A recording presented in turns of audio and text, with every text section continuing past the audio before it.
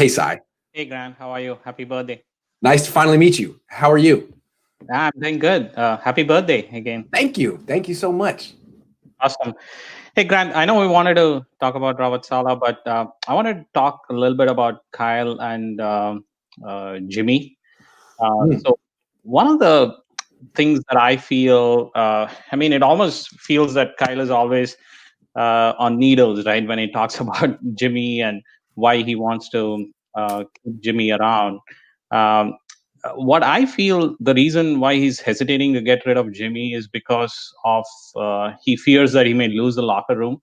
Because mm, if you think about it, one of the things that Kyle has done really well is to keep the locker room together. And especially if you think like he has lost 3 out of 4 seasons. Yes, there was a Super Bowl in between, but he lost. And if you look at Doug Peterson, who had a lot of winning record, he even won a Super Bowl, but won the Super Bowl. he Yeah. won the Super Bowl, but he lost the locker room. And it's I think that's one thing about Kyle, which he's done really well, is to keep the locker room together. Now, if he gets rid of Jimmy, the problem is Jimmy has really good winning record, and Kyle has not been able to win without Jimmy. And Jimmy is popular in the locker room. So what I feel is the reason why he's still so hesitating is like if he gets rid of Jimmy and the replacement bombs out, then he's going to lose the locker room. And I feel that that's the biggest thing. And it almost Kyle needs to let Jimmy fail one way or the Yeah. other Yeah. before he can find the replacement. This is why he cannot bring in Sure. Trubisky. He You're right. cannot draft Dalton. a rookie quarterback. He cannot. I mean, he's just stuck. And the other interesting thing is, I mean, he had a golden parachute last year with Tom Brady, and that's what is even more frustrating. Is like because if he got Tom Brady in, like he could have easily got rid of Jimmy. I mean, nobody would question, right? Then it's No, not an issue. no, no. And I'm sure he must be kicking himself for missing I that. mean, Niner fans were okay with the Niners getting rid of DeForest Buckner and replacing him with Javon Kinlaw. They would have been just fine replacing Jimmy Garoppolo with Tom Brady. Yeah, exactly. And Yeah. and at least like see there he could justify it because again defensive line there's 4 positions and they also got Nick Bosa, right? So in a way that justified getting rid of Buckner. Hey, I cannot pay everyone, but quarterback, it's like just one guy, and if he Yeah. replaces him with somebody and bombs out, I feel that that's going to be a disaster. And which is why I feel that Kyle will still, if he has an opportunity to get Kirk Cousins, like he would love to do that and replace Jimmy with Kirk Cousins, but still he cannot do that, like because it's almost Jimmy needs to He fail needs to one. fail. That's a Yeah, great point. And the cruel thing about 2020 is that he got hurt. He has another excuse.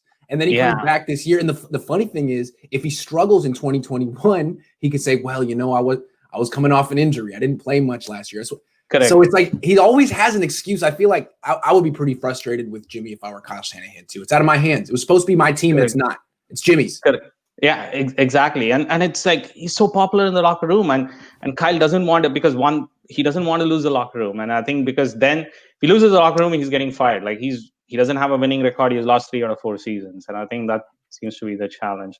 The second quick one that I wanted to hit is I feel that as we are looking for a defensive coordinator, we also need to look for a different special teams coordinator. Right? Real I quick, mean, this before you is go on, that's a great point. I just wanted to point out that hold on, no, keep going. Sorry. okay.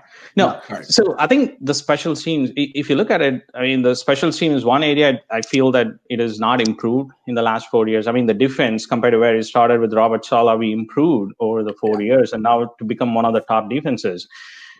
I feel that it's easy to justify the bad special teams play this year because, like, hey, so many injuries, all my special teams player ended up being starters. I couldn't. It's very easy for them to rationalize and justify, but you got to be able to find a better special teams coach. And I feel that they should strongly look at it. I don't know whether they're looking at it or not, but special teams is so critical. And if you look at Mitch Wishnowsky, I mean, like he's a disaster 4th round pick. I mean, somebody needs to develop these guys.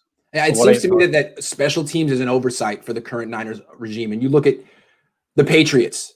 The yeah, Patriots prioritize special teams. They always have the best special teams in the league. It's a great way to help both your offense and your defense. Coaches say that you want to win 2 out of the 3 phases in a game. Well, if you're consistently losing special teams, that means to win the game, you usually have to win both offense and defense, which is hard to do. Correct. So yes, it creates more of a margin for error. Every 10 yards you get on a punt return is a first down your offense doesn't have to get. And the Niners punt returners just try fair catches. They don't even try. Yeah. Exactly. Yeah. So I think they should totally look for it and try to upgrade coordinator. I mean, as great of a coordinator as Robert Saleh is, it almost seems like the Niners cut corners at special teams. Like, hey, we only have $10 left over. Let's get the only guy they need to get a better special teams coordinator. I don't know. Yeah, absolutely. I think they should look at it. All right. Thanks for coming in. Yeah, nice to meet you too.